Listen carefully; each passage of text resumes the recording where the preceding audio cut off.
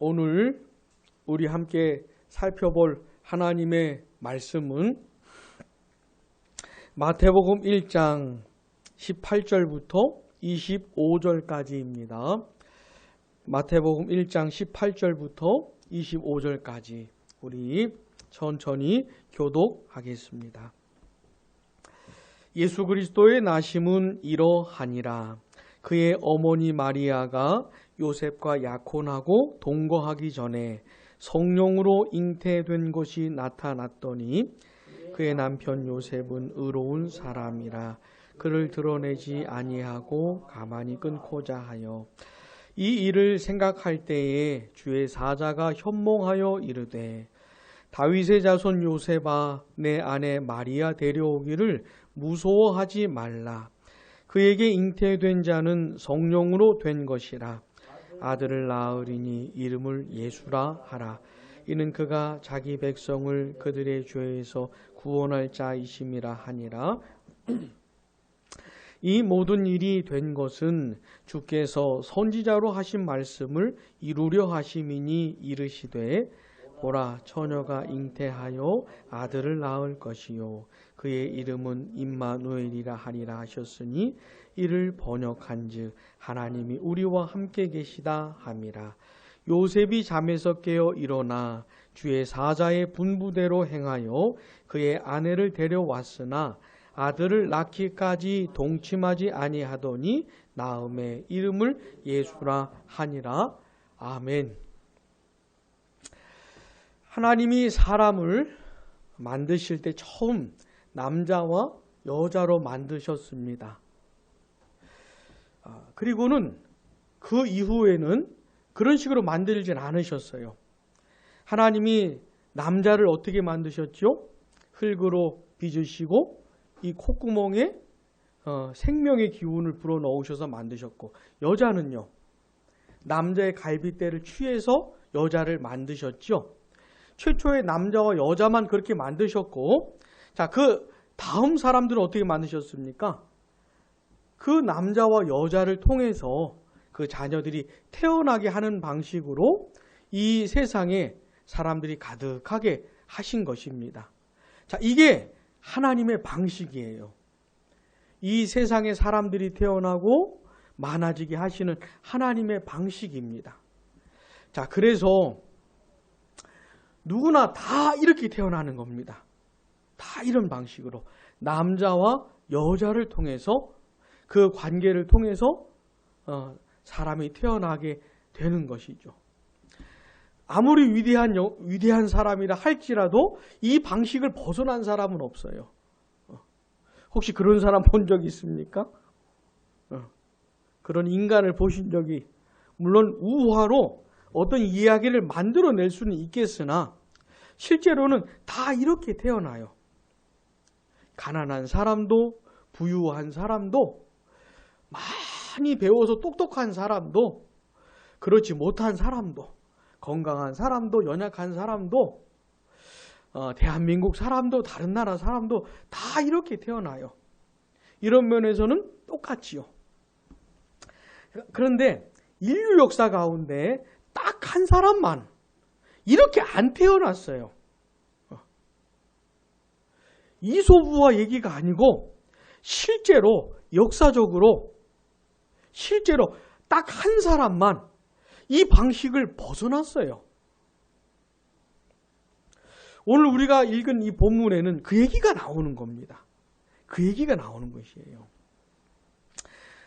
이 교회의 역사가 진행이 되면서 어느 시점에 사람의 이성을 하나님의 말씀보다 그 이성의 권위를 위에 두는 그런 시대가 도래한 적이 있었어요. 이제 사람들이 사람의 이성을 하나님의 말씀보다 더 권위 있게 생각을 하니까 성경을 읽을 때 받아들이기 힘든 얘기들이 많은 것이에요. 또 과학이 발달을 하면서 과학을 근거로 생각해 볼 때 이해하기 어려운 얘기들이 성경에 많은 겁니다. 그래가지고 사람들이 어떻게 하기 시작했냐면 그런 얘기들은 다 제끼기 시작을 했어요. 이거는 아니야. 이거는 이해가 안 돼. 이건 과학적으로 납득이 안 돼. 그러면서 이건 하나님의 말씀이 아니야. 이러면서 다 제외를 시켰어요. 자, 그 중에 대표적인 것이 뭐냐면 오늘 본문 이야기입니다. 아니, 사람이 당연히 남자와 여자를 통해서 태어나지 어떻게 처녀가 아이를 낳을 수가 있다는 말인가. 참 사람들 힘들게 하는 얘기가 오늘 본문에 나와요. 사람의 이성을 괴롭히는 얘기가 그냥 예수님을 선한 선생님, 위대한 사람, 사실 위대한 인물이잖아요. 우리 예수님이. 보통 사람들이 위인전에도 예수님이 등장을 하잖아요. 1번은 아닙니다. 1번은 아닌데 저는 그것도 굉장히 기분이 나쁘지만은 1번은 아니지만 하여튼 예수님이 위인으로 등장은 하잖아요. 그 정도 예수님을 얘기를 하면은 누구나 다 이해를 하잖아요. 할 수 있거든요. 교회를 싫어하는 사람들도 그래도 예수님은 훌륭한 분으로 받아들이는 사람들 많아요. 어느 정도 교양이 있고 그러면은 그런 사람들 많거든요. 근데 성경은 예수님을 그 정도로 얘기를 하지 않아요. 참 사람들 힘들게 하는 얘기가 오늘 본문에 나오는데 이걸 한번 살펴보려고 하는 겁니다. 우리 예수님이 어떤 분이신지. 자, 본문 18절. 예수 그리스도의 나심은 이러하니라. 예수님이 태어난 얘기를 하는 겁니다. 그 다음 19절까지 같이요. 그의 어머니 마리아가 요셉과 약혼하고 동거하기 전에 성령으로 잉태된 것이 나타났더니 그의 남편 요셉은 의로운 사람이라 그를 드러내지 아니하고 가만히 끊고자 하여. 아멘. 보통 유대인들은 바로 결혼을 안 해요. 먼저 약혼을 하고 한 1년쯤 후에 결혼식을 올립니다. 그러니까 1년 동안에는 약혼을 했어도 성적인 관계를 갖지 않는 것이에요. 요셉과 마리아도 그랬던 겁니다. 근데 어느 날 마리아가 임신을 했다는 소식을 들은 것이에요. 요셉이. 얼마나 요셉이 마음이 힘들었겠어요. 내가 약혼한 마리아가 임신을 했다니. 요셉도 사람이기 때문에 사람이 태어나는 방식 밖에는 몰라요, 요셉이. 이거 외에는 이해를 할 수 없는 사람인 겁니다, 요셉이. 그러니 마리아가 임신했다는 소식을 듣고 얼마나 마음이 괴로웠겠어요. 그래도 요셉은 그 사건을 다 드러내어서 마리아를 처리할 수 있거든요. 그 사건을 처리할 수 있는데 그렇게 안 하고 조용히 끝내려고 했던 겁니다. 이렇게 할 수가 있었던 거예요. 한번 들어보셔요. 신명기 22장 23절 24절 들어보시면은 처녀인 여자가 남자와 약혼한 후에 어떤 남자가 그를 성읍 중에 만나 동침하면 너희는 그들을 둘 다 성읍 문으로 끌어내고 그들을 돌로 쳐 죽일 것이니 그 처녀는 성 안에 있으면서도 소리 지르지 아니하였으며 그 남자는 그 이웃의 아내를 욕보였습니다. 너는 이같이 하여 너희 가운데에서 악을 제할지니라. 이런 율법이 있는 것이에요. 그러니까 요셉이 마리아 데리고 와가지고 사람들 앞에서 이 여자 이렇게 부정한 여자라고 그러면서 돌로 맞아 죽게 할 수도 있었던 겁니다, 요셉이. 근데 요셉은 그런 사람이 아니었어요. 긍휼을 가진 사람이었고 불쌍히 여길 줄 아는 사람이었고 그래서 조용히 그냥 마음은 힘들지만 조용히 끝을 내려고 했던 겁니다. 근데 이런 요셉에게 천사가 나타나서 그 사연을 말해준 것이에요. 마리아가 부정한 짓을 해서 임신한 것이 아니고 사실 그 여인에게 잉태가 된 것은 사실은 이런 것 때문이다 라고 말을 해준 겁니다. 자, 본문 20절 보시면 이 일을 생각할 때에 주의 사자가 현몽하여 이르되 같이요 다윗의 자손 요셉아 내 아내 마리아 데려오기를 무서워하지 말라. 그에게 잉태된 자는 성령으로 된 것이라. 아멘. 천사가 이렇게 말을 해준 것이에요.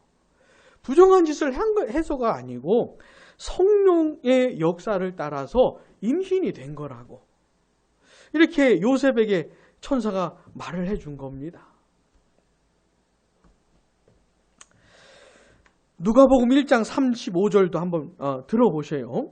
천사가 대답하여 이르되 성령이 내게 임하시고 지극히 높으신 이의 능력이 너를 덮으시리니. 이거는 천사가 마리아에게 해준 이야기예요. 마리아가 생각할 때 이상하잖아요. 자기가 임신해서 아들을 낳을 거라고 천사가 말을 하니까 이게 이상하잖아요. 남자를 알지 못하는 사람이 어떻게 아이를 낳을 수가 있는지. 그래서 천사가 이해를 못하는 마리아한테 이렇게 말을 해준 겁니다. 성령이 너에게 임하시고 지극히 높으신 이의 능력이 너를 덮을 것이다. 하나님의 능력으로 성령의 역사로 임신이 될 것이다 라고 말씀을 해준 겁니다.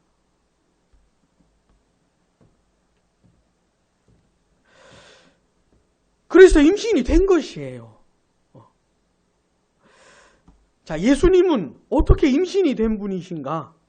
성령의 역사로, 하나님의 능력으로 마리아의 뱃속에 이렇게 잉태가 된 분이세요. 이게 끝이에요. 이렇게만 말씀을 해주시는 것이에요. 사랑하는 여러분, 믿으시기 바랍니다. 이 세상 모든 사람들은 다 남자와 여자를 통해서 태어나는 거 다 태어났는데 예수님만 한 분만, 이분만 딱 한 경우만 성령으로 임신이 된 것이에요. 이 사실을 믿으시기 바랍니다. 여러분, 믿어집니까? 아니, 솔직하시면 돼요. 믿어져요? 저는 너무 힘듭니다. 저는 이런 얘기 너무 힘들어요. 이걸 어떻게 믿으라는 겁니까? 좀 속이 시원하게 좀 과학적으로, 이성적으로 설명을 해주시든지, 그러면 내가 좀, 믿어볼 수도 있겠는데, 좀 그런 것이 아닌데 어떻게 믿으라는 겁니까? 이런 쪽입니까? 아니면 여전히 설명은 못하지만 이게 이성적으로 과학적으로 납득이 되는 것은 아니지만 근데 내 마음이 믿어져. 난 믿어진다. 난 이 사실을 믿는데 전혀 어려움이 없다. 여러분, 전자입니까? 후자입니까? 솔직하시면 돼요. 전자입니까? 후자입니까? 후자가 예수님을 믿는 사람들이에요. 예수를 믿는 사람도 예수님이 어떻게 성령으로 잉태가 되는지 알 수가 없지요. 태초에 하나님이 천지를 창조하시니라. 전능하신 능력으로 천지 만물을 하나님이 창조하셨다고 말씀을 하시는데 여러분, 이 사실이 어떻게 이성적으로 과학적으로 납득이 됩니까? 에? 아니면 이성적으로 과학적으로 설명은 불가능하지만은 그러나 나는 믿어진다. 후자입니까? 예수 믿는 사람들은 이 후자예요, 후자. 왜? 성경이 그렇게 말씀을 하고 있기 때문에. 성경이 그렇게 말씀을 하고 있기 때문에 믿어지는 것이에요. 하나님의 감동으로 된 이 하나님의 말씀이 그렇게 말씀을 하고 있기 때문에 믿어지는 겁니다. 예수님 안 믿는 사람들 입장에서는 너무너무 힘든 얘기죠. 응? 근데 어쩌란 말이요. 믿어지는 걸 어쩌란 말이요. 응? 이겁니다, 이거. 사랑하는 여러분, 믿어지게 되시기를 축복합니다. 이게 하나님의 은혜예요. 나의 교만한 이성, 응? 내 이성적으로 납득이 안 되는 것은 하나도 받아들이지 않겠다. 자기가 뭐가 그렇게 대단하다고. 자기의 이성이 뭘 그렇게 대단하다고? 에? 아니 어느 사람이 자기 이성으로 이 세상 만사를 이해할 수 있는 사람이 있습니까? 어떤 사람이 우주 만물을 다 설명할 수 있는 사람이 있어요? 이성적으로 과학적으로 납득이 안 되는 일들이 성경에 나온 거 말고도 이 세상에 얼마나 많은데요. 얼마나 많은데요. 수준이 그거밖에 안 되는 수준인데 인간의 이성이 인간의 이성의 능력이 그거밖에 안 되거든요. 근데 그런 걸로 가지고 이해가 안 된다 그러면서 힘들어하면 뭘 어쩌란 말입니까? 근데 하나님의 은혜가 뭐예요? 이게 기쁨으로 와닿는 것이에요. 믿어지는 것이에요. 하나도 힘들지 않아요. 1도 힘들지 않아요. 이게 놀라운 역사입니다. 놀라운 역사예요. 하나님, 저에게도 은혜를 베풀어 주세요. 성령으로 예수님이 잉태가 됐다는 이 사실이 나에게도 믿어질 수 있도록, 성령으로 잉태되신 예수님을 내가 믿을 수 있도록, 우리가 예수님을 믿는다고 할 땐 성경이 말하는 예수님의 내용이 있잖아요. 이거 다 믿는 걸 말해요. 예수님과 관련해서 성경이 말해주는 거 있잖아요. 이거 전부 다 믿는 것을 말해요. 내가 믿기 싫은 거 빼면 그건 다른 예수예요. 성경이 말하는 예수가 아니고 다른 예수예요. 하나님, 나에게 은혜를 베풀어 주시라고. 나의 이 교만한 이성을 꺾어 주시고, 별것도 아닌 내 이성을 꺾어 주셔서 성령의 역사를 따라 이 사실이, 이 역사적인 사건이 믿어지게 해 주시라고. 그래서 내가 온전한 예수를 믿게 해 주시라고. 예수님의 내용을 다 믿을 수 있도록 역사해 달라고. 이렇게 기도하시기 바랍니다. 안 믿어지는 사람들은 그 외에는 방법이 없어요. 자, 아마도 이 요셉에게 하나님께서 역사를 하신 것 같아요. 요셉이 이 사실을 받아들인 것 같습니다. 믿음으로. 내가 약혼한 처녀 이 마리아가 부정한 짓을 해서 임신을 한 게 아니고 성령의 능력을 따라, 역사를 따라 임신이 된 사실로 받아들인 것으로 보입니다. 왜냐하면 요셉이 이 천사가 가르친 대로 그대로 행해요. 자, 24절 봐보세요. 요셉이 잠에서 깨어 일어나 주의 사자의 분부대로 행하여 어떻게 해요? 그의 아내를 데려왔으나. 천사가 말해준 대로 그대로 실행한 것이에요.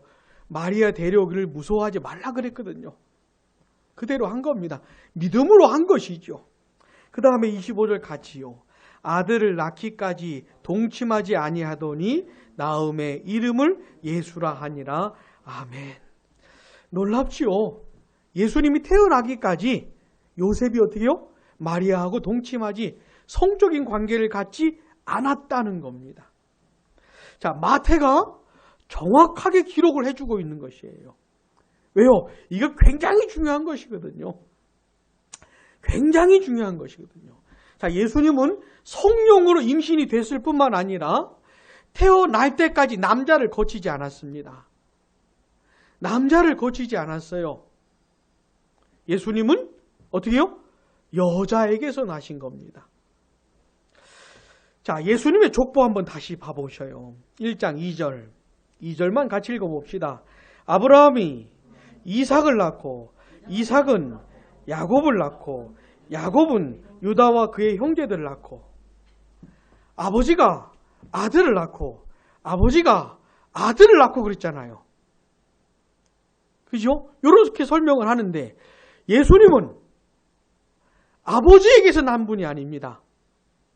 남자에게서 난 분이 아니에요. 남자가 남자를 낳고 남자가 남자를 낳고 이런 식으로 설명을 하잖아요. 다른 사람들은. 근데 예수님은 남자를 고치지 않고 여자에게서 나신 분이에요. 자, 이 세상 모든 사람들은 남자가 남자를 낳고 이렇게 설명을 하는 것인데 예수님만은 어떻게 해요? 남자를 거치지 않고 여자에게서 나신 것이에요. 사랑하는 여러분, 여자에게서 나셨다라고 하면 생각나는 성경 구절이 있을까요? 창세기 3장 15절에 여자의 후손 말씀이 나오잖아요. 죄인들을 구원한 구원자를 약속을 하시는데 그분을 어떻게 표현합니까? 여자의 후손으로 표현을 하잖아요. 때가 참에 여자에게서 나셨다고 갈라디아에서도 말씀을 해주고 계시잖아요. 사랑하는 여러분, 예수님은 어떤 분이셔요? 성령으로 잉태가 되셔서 태어나시기까지 남자를 거치지 않았어요. 잉태가 되셔서 출산할 때까지 남자를 거치질 않았어요. 그렇게 여자에게서 태어나신 분이 우리 예수님이십니다. 인류 역사 가운데 딱 한 사람만 이렇게 태어나신 것이에요. 예수님 전에도 예수님 후에도 없어요. 그런 인간은. 사랑하는 여러분, 딱 한 사람 예수님을 믿으시기 바랍니다. 성령으로 잉태되셔서 남자를 거치지 않고 여자에게서 나신 예수님을 믿으시길 바랍니다. 자, 그렇게 태어난 딱 한 사람, 그분이 누구인가? 본문 21절 같이요. 아들을 낳으리니 이름을 예수라 하라. 이는 그가 자기 백성을 그들의 죄에서 구원할 자이심이라 하니라. 아멘. 사람들이 태어난 그 방식을 깨뜨리면서 태어나신 그분의 이름이 뭐라고요? 예수. 자, 내 마음에, 내 심장에 이 이름을 새기듯이 한번, 내 마음에 만약에 새길 수만 있다면, 영원히 지워지지 않는 잉크로 내 마음에 만약에 새길 수만 있다면, 새길 수 있는 것처럼 생각을 하고 우리 두 글자 새겨 넣어 보십시다. 같이 해보십시다. 예수. 영원히 잊지 마셔요. 이 이름을 영원히 잊지 마셔요. 여러분, 우리가 나이를 들다 보면 우리 두 사람은 아직 안 그럴지 모르겠지만 기억력이 감퇴되지요. 우리 두 사람 혹시 그런 거 느낍니까? 저는 그런 걸 좀 느끼기 시작을 해요. 물건을 꺼내놔서 바로 앞에 뒀는데 내가 이걸 언제 꺼내놨는지가 생각이 안 나고 바로 앞에 둔 거 이게 기억이 안 나가지고 여기도 찾아보고 저기도 찾아보고 아내한테 물어보고 자, 그럴 수 있습니다. 이것도 생각 안 나고 저것도 잊어버리고 방금 전에 있었던 이 일도 잊어버리고 막 그럴 수도 있어요. 근데 예수라는 이름은 잊지 마셔요. 하나님, 이 이름 내가 절대로 잊지 않도록 도와주세요. 내가 이 이름만큼은 절대로 놓치지 않도록 도와주시라고 이렇게 기도하셔요. 만약에 내가 이 세상을 떠날 때까지 끝까지 만약에 내가 한 사람, 한 이름 기억할 수 있다면은 예수를 기억하게 해주세요. 이렇게 기도하면서 살아가시길 바랍니다. 가장 귀한 이름이 예수예요. 예수. 그분이 왜 예수냐면은 그 다음 뭐라고 설명해 주고 계십니까? 자기 백성을 그들의 죄에서 구원할 자이기 때문에 그분의 이름을 예수라 그런 거예요. 자, 여기 나오는 자기 백성은 무슨 뜻이냐면 하나님의 입장에서 설명을 할 때는 영원전에 하나님의 백성으로 선택하신 사람들 있잖아요. 하나님이 구원하시기로 선택한 사람들, 그 모든 선택받은 사람들을 말하는 것이에요. 하나님의 입장에서 설명을 할 때 창세전에 하나님이 구원하시기로 선택하신 사람들이 있거든요. 한 명도 빼놓지 않고 그 모든 선택받은 사람들을 말하는 것이에요.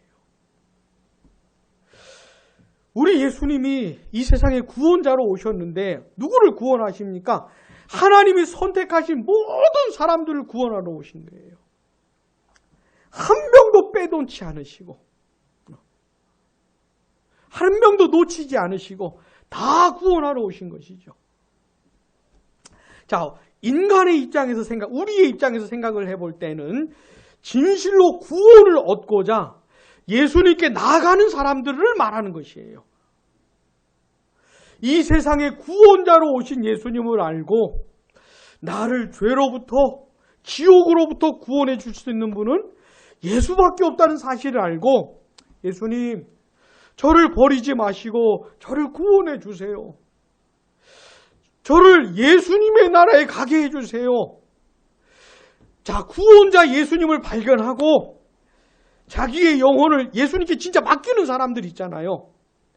그 사람들을 가리키는 거예요.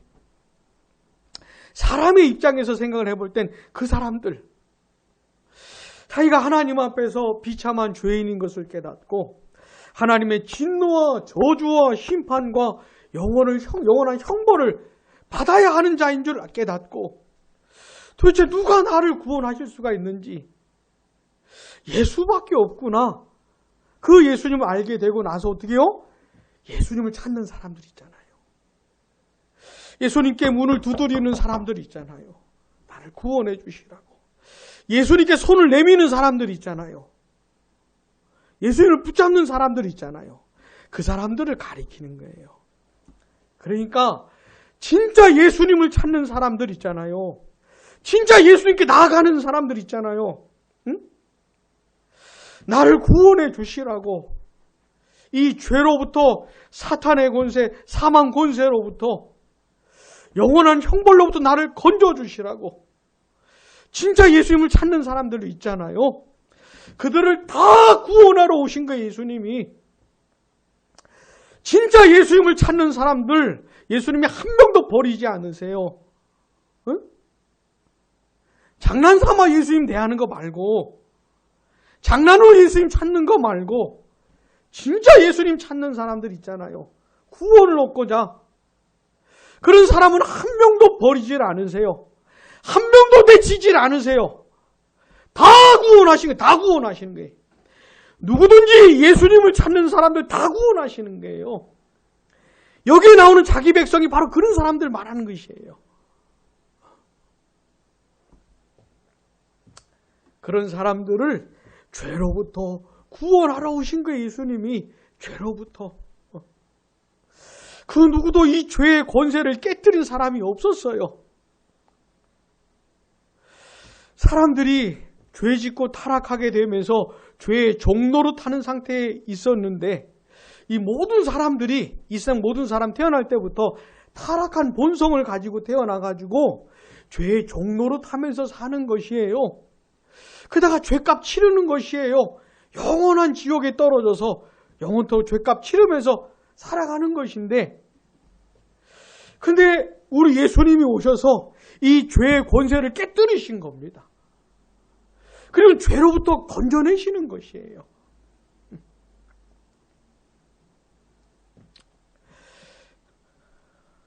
자, 성령으로 잉태되셔서 남자를 거치지 않으시고 여자에게서 태어나신 그분의 이름이 뭐라고요?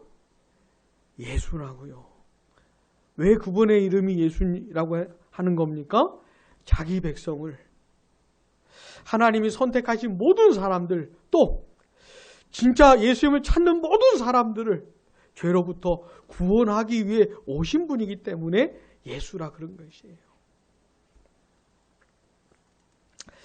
자, 우리 예수님은 어떤 분이셨냐면 죄 없는 사람으로 태어나신 분이세요. 그러니까 죄 없는 남자와 여자를 태어나는 모든 사람들은 태어날 때부터 타락한 본성을 가지고 태어나는데 예수님은 타락한 본성이 없어요. 죄 없는 사람으로 오신 겁니다. 또 한번 들어보셔요. 누가복음 1장 32절에 보시면 그가 지극히 높으신 이의 아들이라 일컬어질 것이요 누가복음 1장 35절 보시면 이름으로 나실 바 거룩한 이는 하나님의 아들이라 일컬어지리라. 아멘. 자, 그렇게 태어나신 예수님은 죄 없는 사람일 뿐만 아니라 그냥 사람이 아니고요. 하나님의 아들이신 것이에요. 하나님의 아들. 영원 전부터 아버지께로부터 나신 그 아들 하나님 있잖아요. 성부와 성자와 성령으로 아버지와 아들과 성령으로 계시는 삼위로 계시는 한 분 하나님. 그 성부와 성자와 성령 중에 성령 하나님 있잖아요. 그 아들 하나님이라는 것이에요. 단순한 사람이 아니고 아들 하나님이 사람으로 오신 거라는 겁니다. 그러니 우리 예수님이 얼마나 독특한 분인지를 알아야 돼요. 얼마나 사람의 입장에서 생각해 볼 때도 아주 독특한 분입니다. 왜요? 죄 없어요. 타락한 본성이 없어요. 이 세상 모든 사람들하고는 너무 다른 분이십니다. 게다가 사람만이 아니고 어떻게요? 하나님이신 분이세요. 하나님의 아들이란 말은 하나님이시란 분인 거예요. 성부와 동일하신 하나님이시라는 그런 뜻입니다.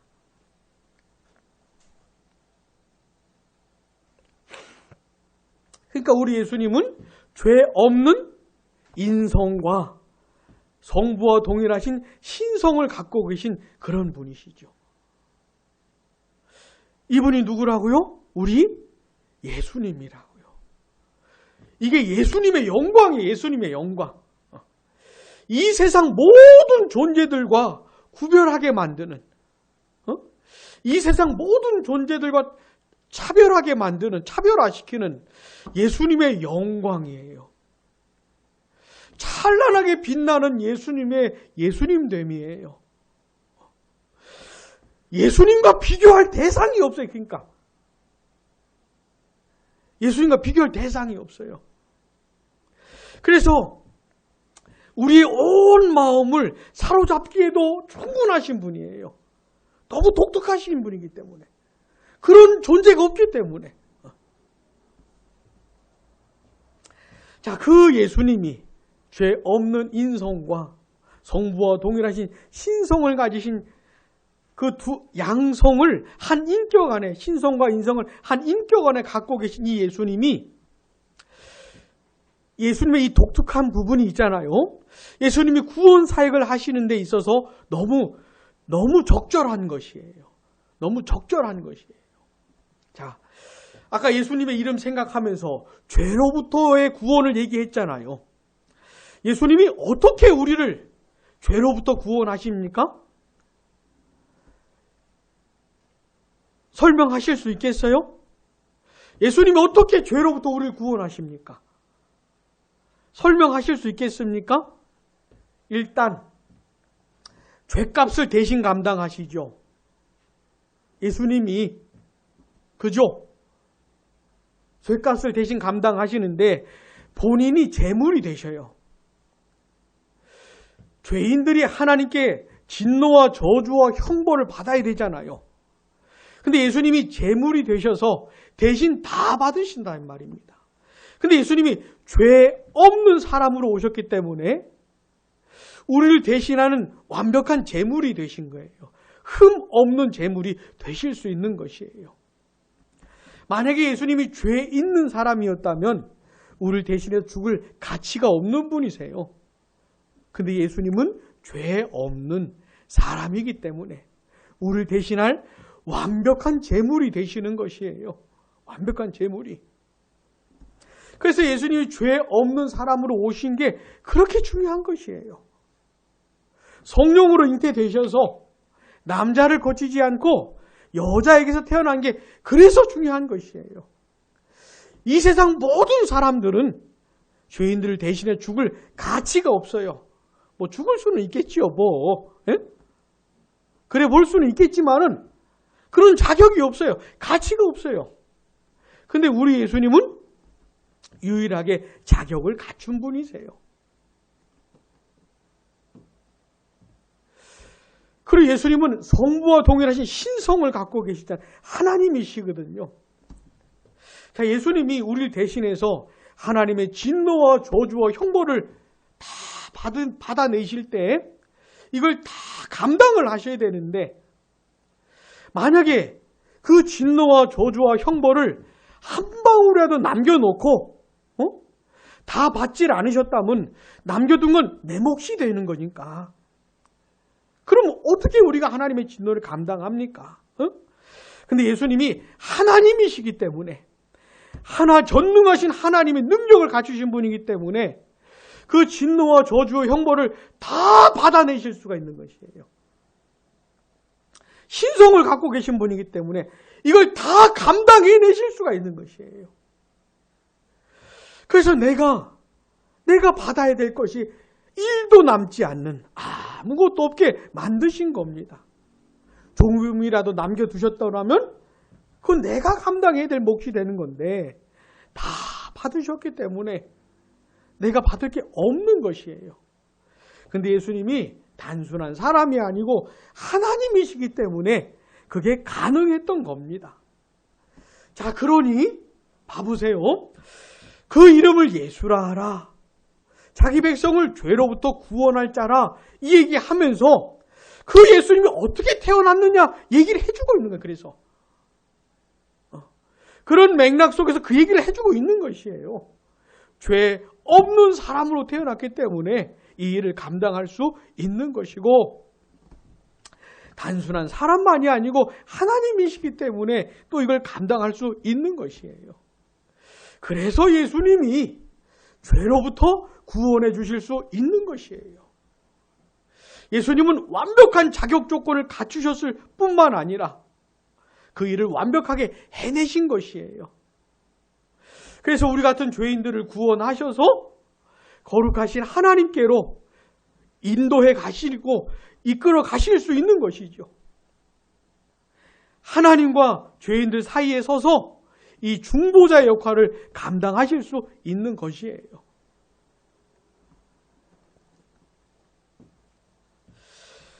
자, 또 그렇게 태어난 분의 이름이 또 뭘까요? 본문 22절, 23절 같이요.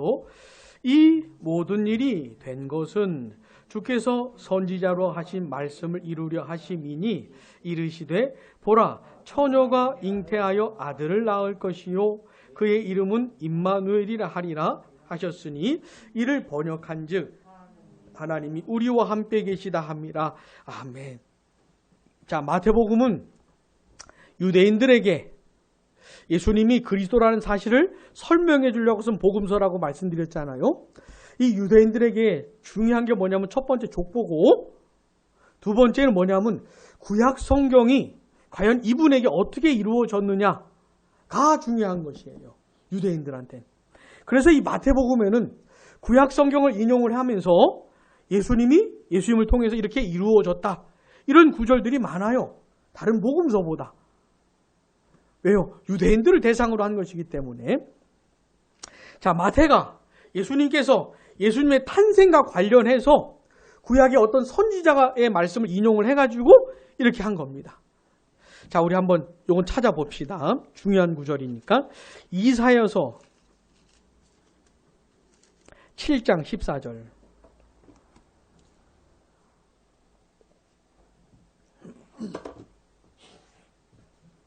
이사야서 7장 14절 같이요. 그러므로 주께서 친히 징조를 너희에게 주실 것이라. 보라 처녀가 잉태하여 아들을 낳을 것이요 그의 이름을 임마누엘이라 하리라. 아멘. 이 당시가 어떤 상황이었냐면 북이스라엘과 아람이 동맹을 맺어가지고 남유다를 위협하는 상황이었어요. 남유다 왕이 막 벌벌 떨고 있는 게 무서워가지고 그때 하나님께서 무서워하지 말라고, 별거 아니라고 이렇게 하시면서 한 징조를 약속해 주신 겁니다. 그 내용이 뭡니까? 처녀가 잉태하여 아들을 낳을 것이다. 이게 하나님이 약속으로 주신 징조예요. 여기 처녀라는 말은 진짜 처녀를 가리키는 말입니다. 진짜 처녀를 가리키는 말이에요. 이것 때문에 논쟁이 많았어요. 이 말을 바꾸자. 아니 어떻게 처녀가 잉태해서 아이를 낳냐. 요거를 그냥 처녀 말고 그냥 여자. 그러면 좀 이해할 수 있지 않느냐. 근데 이 말이 여자를 가리키는 말이 아니고 처녀를 가리키는 말이에요. 아니 처녀가 잉태하여 아들을 낳는다면 이건 정말로 표적이 될 거 아닙니까? 표적 중에 표적이 될 거 아니겠습니까? 이게 이런 일이 이런 일이 일어날 수가 없는데 이런 일이 벌어진다면 이건 진짜 표적이 되겠지요. 자, 이사야 선지자가 이렇게 예언을 한 겁니다. 처녀가 잉태하여 아들을 낳을 것이니 그 아들의 이름을 뭐라고요? 임마누엘이라고 하라고 예언을 한 것이에요. 근데 그 예언이 실제로 이루어진 것이죠. 약속이. 실제로 처녀가 임신을 해서 아들을 한 겁니다. 자, 처녀가 임신해 아들을 낳는 일은 없어요. 이 세상 그 어느 역사에도 없는데 딱 한 번만 있었던 겁니다. 딱 한 번만. 예수님이 이렇게 임신이 되고 태어나시면서 이사야 선지자의 예언을 성취하신 것이죠. 성취. 자, 23절 다시 본문으로 돌아가서 보라. 여기서 나오는 보라는 감탄사의 감탄사. 정말 놀라고 깜짝 놀랄 만한 일이죠. 정말 깜짝 놀랄 만한 일이죠. 이거는. 너무너무 놀랄 만한 일이죠. 에? 자, 그렇게 태어난 아들의 이름을 뭐라고 부르라고요? 임마누엘이라고 하라고. 임마누엘. 자, 성령으로 잉태되셔서 남자를 거치지 않고 처녀에게서 태어난 그분의 이름이 첫 번째 뭐라고요? 예수. 예수를 생각할 때는 구원과 관련해서 생각을 하셔요. 자, 또 그렇게 태어난 분의 또 다른 이름이 뭐라고요? 임마누엘. 따라해 봅시다. 임마누엘. 네, 그분의 이름이 임마누엘. 자, 임마누엘을 번역하면 뭐라고 하는 겁니까? 하나님이 우리와 함께 계시다. 이게 임마누엘의 뜻이에요. 임마누엘의 뜻이에요. 마치 하나님께서 벌벌 떨고 있는 유다 왕에게 무서워하지 마라. 하나님께서 하나님의 백성들을 구원해 주실 거라고 그렇게 약속을 하시면서 이 표적을 약속해 주셨던 것처럼 하나님께서 하나님의 백성들을 버리지 않으시겠다는 거예요. 남유다 백성들을 하나님이 버리지 않으시겠다는 겁니다. 그들과 함께 하시겠다는 것이에요.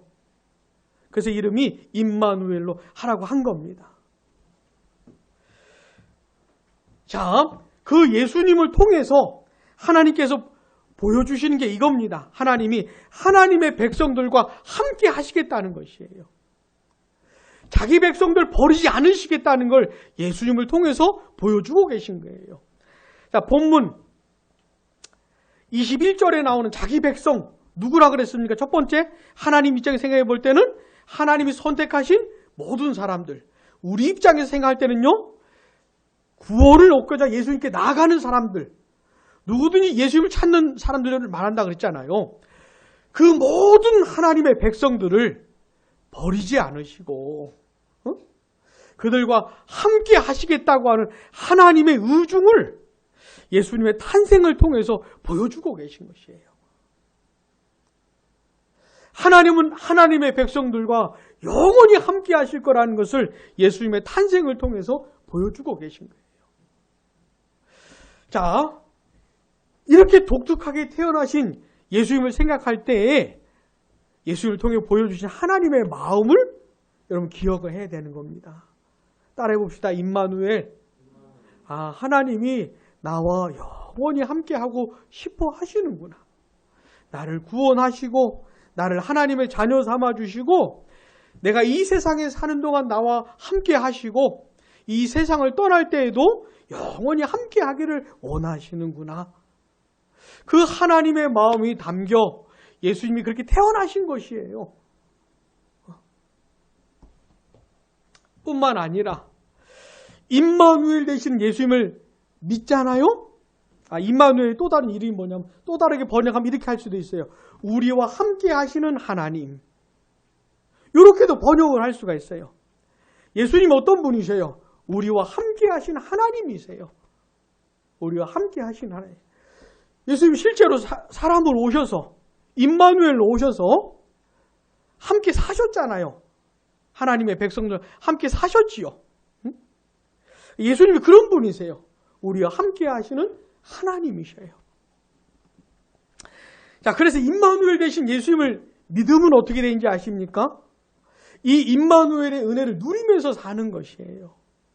하나님이 예수를 믿는 사람들과 영원히 함께 하셔요.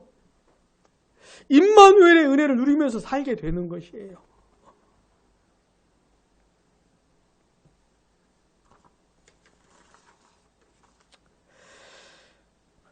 오늘 우리는 사람들이 참 힘들어하는 얘기를 생각해 본 겁니다. 자, 오늘 이 마태복음 1장 18절부터 25절 내용을 제가 오늘 설명해 드렸는데 어떻습니까? 여러분들의 마음은 힘듭니까? 막 부딪힙니까? 나도 예수님을 좀 믿어보려고 했는데 이건 좀 어렵네? 이럽니까? 아니면 이게 막 기쁨으로 다가옵니까?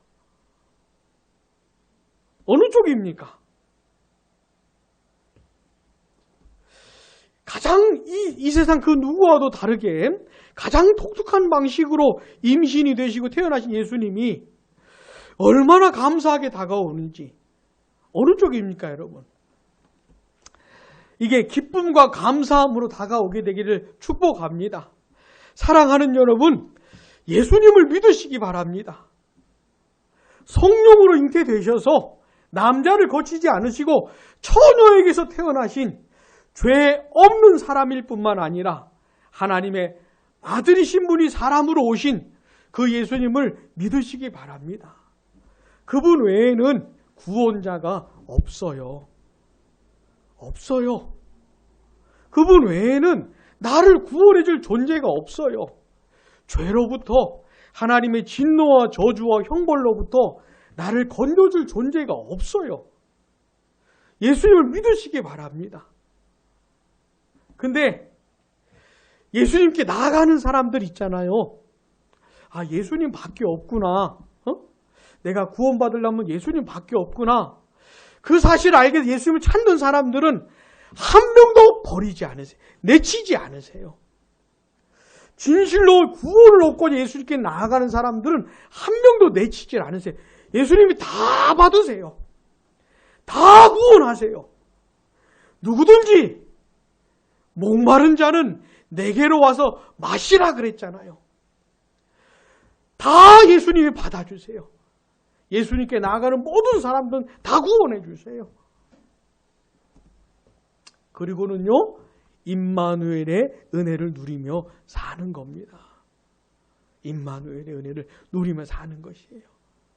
평생 동안에 기쁘고 즐겁고 유쾌할 때뿐만 아니라 힘들고 어렵고 괴로울 때에도 낙심이 되고 좌절할 때에도 임마누엘의 은혜를 누리며 사는 것이에요.